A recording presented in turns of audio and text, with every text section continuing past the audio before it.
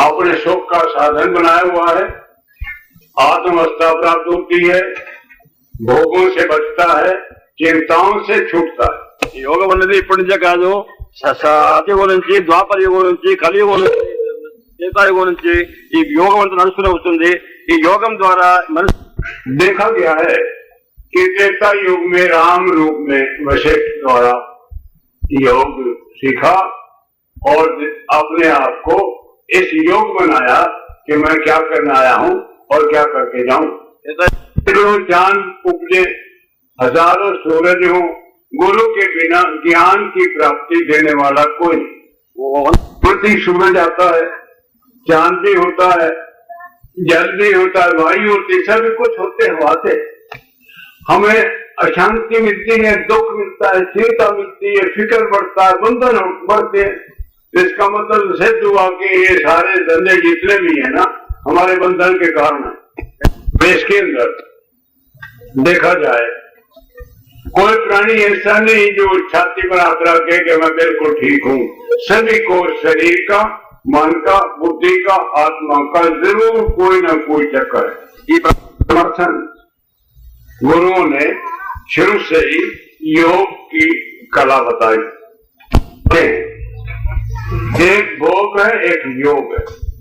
भोग का मतलब है जो जन्मों जन्मांतरों से हमें अच्छे कर्म किए हुए हैं उसको बैठ के खाना, और योग का मतलब है वो भी और बढ़ाना, अपनी आमद को, अपनी शक्ति को, अपनी विद्या को, और समाज के अंदर अपने नाम को बढ़ाना, ये योग है और वो भोग है। ప్రపంచంలో యోగం मजे की बात है कि हम लोग पैदा हुए, माता के पेट में रहे, फिर माता की छाती से दूध पीते रहे, फिर उसके बाद जो बड़े हुए एजुकेशन हो गई, एजुकेशन के बाद मम्मी सगड़ी हो गई, शादी हो गई, अब बुढ़ा होकर मार गया। बताओ ये भी कोई लाइफ है? पशुओं वाली लाइफ है ये तो। कुछ कोटि के विद्वान और त्रिकालदर्शी ज्योतिषी, तीनों कालों की जानने वाले ज्योतिषी को नहीं मिलता। और विद्वान मेरे भाई जैसे थे कि इतना एक व्यक्ति भर किसी को कुछ का देते तो बंदे की लाइफ बन जाती, और इतने बड़ी आयुर्वेदिक के रामलाल महापुरुष कि एक विद्या एक के पास होती है, ज्योतिष हो, चाहे विद्या हो और चाहे वैदिक विद्या हो, ये तीनों में से एक आदि जरूर होती है। तीनों किसी में आज तक मैंने नहीं सुनी।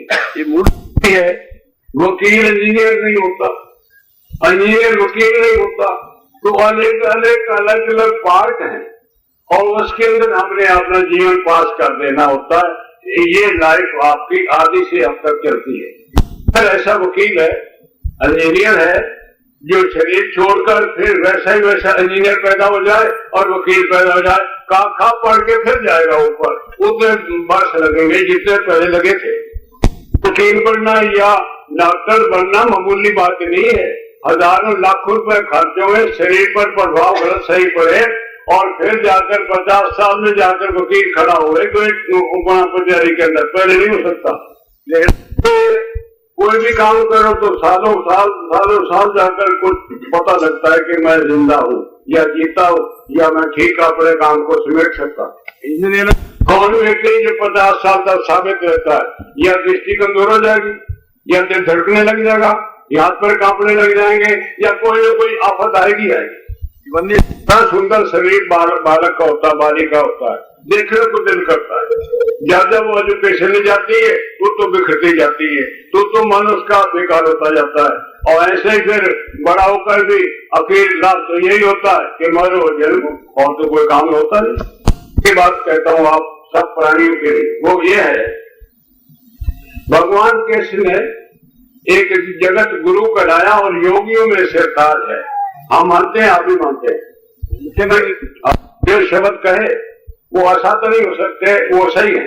आज जितने क्या प्राणियों मेरे योग अभ्यास करते जाओ तो मैं आपके साथ हूँ, और शरीर छोड़ने के बाद ही फिर आपके साथ आऊंगा। तो ये कौन कर सकता है? इंजीनियर करता है कि वकील करता है कि कौन करता है? किसी की ताकत से बात है। नाले में गिर जाता है, उस तरीके से हम गंदे कामों में गिर कर अपने आप को नाश कर देते हैं। नारी है जो अपने आप को संभाल के रखता है, अपनी इंद्रियों को संभाल के रखता है, रात को ठीक सोता है, रात को सवेरे ठीक खाता है, हर एक को अपने अंदर अपने स्वभाव के अंदर स्थित रहता है। अनेकों में कोई एक और योगी होगा, तब दूसरा नहीं। भाइयों में क्यों खामखाई आप अपने आप को नाश की तरफ ले जा रहे हो? अपने भगवान के चरणों में आओ। हमारे गुरु आए हैं, उन्होंने स्थान बनाए हैं, आचार्य तैयार किए हैं, अनेक प्रकार की आपको सहूलत दी है, कोई डिमांड नहीं की है अपनी, और आपको देते चले जा रहे देने का। अब बताओ कभी गुरु ऐसा ही हुआ है जो हजारों लाखों रुपए लगाकर आपको बिल्डिंग बना के भेजा रहे? कभी नहीं हुआ ऐसा, संसार में न हुआ, नहीं कभी होगा नहीं। तो लोभी से सलाह की और दोनों आपस में मिल गए, मौज मारते हैं सारे संसार के अंदर। तू लोग में ऐसा तो नहीं कि सारा अंधकार हो गया, कहीं कहीं चमक जरूर है और उसके कारण हम लोग जीवित हैं। तो जिसको छू गए, जिसको दृष्टि डाल दी, जिसको प्रसन्न हो गए, अनेकों प्रकार की उनके संपर्क में जो लोग आए वो ईश्वरी सत्ता का मालिक हो गए। देव आप लोग कोई भेंट आती थी, वो गंगा पर जाकर साधुओं को बांट देते थे, भक्तों को बांट देते थे, पंडितों को देते। और तो धान खाने वाला आदमी लोहे के चने हैं, हजम हो नहीं सकते, पूरी तरह से मरता है और कीड़े पड़ते हैं उनके अंदर, और ऐसे गुरु ऐसे ही जाते हैं बिल्कुल नंगे होकर और नरकी होकर। गुरु एक बात बताते थे, सुन लो। वो ये बताते थे कि त्रेता युग में भगवान राम के दरबार में एक केस आया, कुत्ते को कीड़े खा रहे हैं, मरा तो नहीं वो, परंतु कीड़े खाते जा रहे हैं, और वो पड़ा ऐसे हिल जो सकता नहीं है। बोलो भगवान राम ने हनुमान जी को बोला कि यहाँ एक कुत्ता पड़ा है कि मैंने देखा कीड़े उसको खा रहे हैं, उठा के लाओ। बुलाया गया और तख्त के ऊपर रखा गया। दरबार में भगवान राम खड़े हो गए, मंत्री सब खड़े हो गए और कहा कि बताओ ये क्या है? प्रभु कहते हैं, भगत कहते हैं महाराज हम तो अंधे हैं, हम नहीं जान सकते कि ये क्या समस्या है, आप ही बताओ। मुलखेश्वर महाराज के श्री मुख से निकली बात है कि कुत्ता जो है वो किसी वक्त बड़े सिद्ध पुरुष थे, धागा देता था, फूल देता था, स्त्री पुरुषों में खूब रमान करता था, इस किस्म का गुरु महाराज था। मलाइयां खवाई, फरूट फर्स्ट क्लास ले आए, बादाम की गिरियां खिलाई, गुरुओं के सिर चढ़ाए, सिर दबाए, जो मर्जी किया। भगवान ने कुत्ता बना दिया और जो चेले चिपाटे थे, अज्ञानता वासियों के चेले बने हुए थे, वो सारे वहां कीड़े बन के खा रहे, वही अपनी मलाई उतार रहे। बताओ, गुरु एक महान गुरु नानक देव हुए।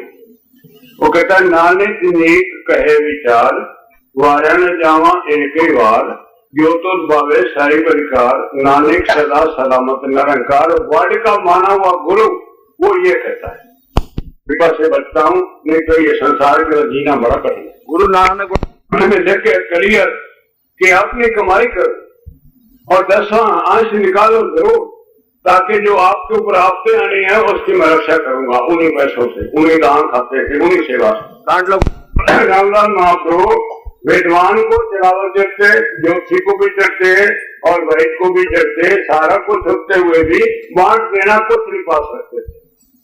प्रभु की आरत की दुकान और पैसे पैसा, यानी महाराज के पैरों में एक पदम फूल फल था, जो कि लोग कहते थे कमल फूल होता है, उसके होने पर राजा महाराजा की तरह उसका जीवन होता है। ऐसा देखा बारे एक घटना होते हैं कि मुरादाबाद में एक जज थे और गुरु के पास आए और महाराज को कहा कि ये चैन जो सोने का है, ये घड़ी लटकाई हुई है, ये मुझे दे दो ताकि मैं पहन के इंसाफ कराया करूंगा। तो सार के रेडी, वारे हमारे महाराज, मैं तो ऐसा नहीं हूँ, कई बात है, मैं तो बड़ी सोच समझ की बात करता हूँ, आप लोगों को नहीं ले सकता आराम से। रानी सस्ती राजमहल मुगली की, आपकी राजो की, उसने महाराज को कंबल भेजा और अभी वो पेटी से निकाला ही था, हम लोग पास बैठे थे, तो एक महात्मा आया, जब मुझे बड़ी ठंड लगी, महाराज कंबल करता तो रामलाल प्रभु कहते देखो मैं तो देखभाल के दूंगा आपको, कोई बात लेनी है तो मुलाकात के पास चले जाओ, 2 लड्डू रखो, चुनरी लेके चले जाओ।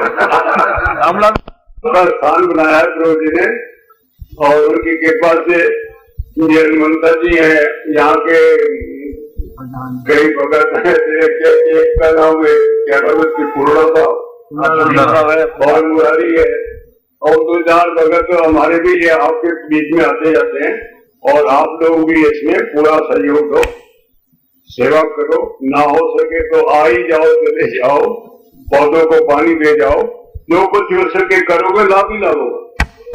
फुट और वहां पर सारे डूबने लगे, और हमारा चेला जो था ही है डूबे, ऐसे माँ बाप को लेके आश्रम में आकर तेरा लगाया, आश्रम बिल्कुल सही है, सुरक्षित है, कोई चक्कर।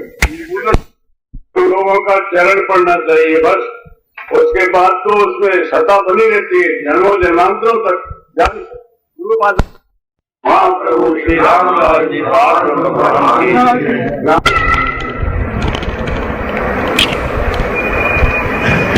रामलाल महाप्रभु मुखेश्वर महाप्रभु जी की सर्वप्रिय आत्मा योग यज्ञ नाथ जी की अपनी अपार कृपा से संपूर्ण हुआ।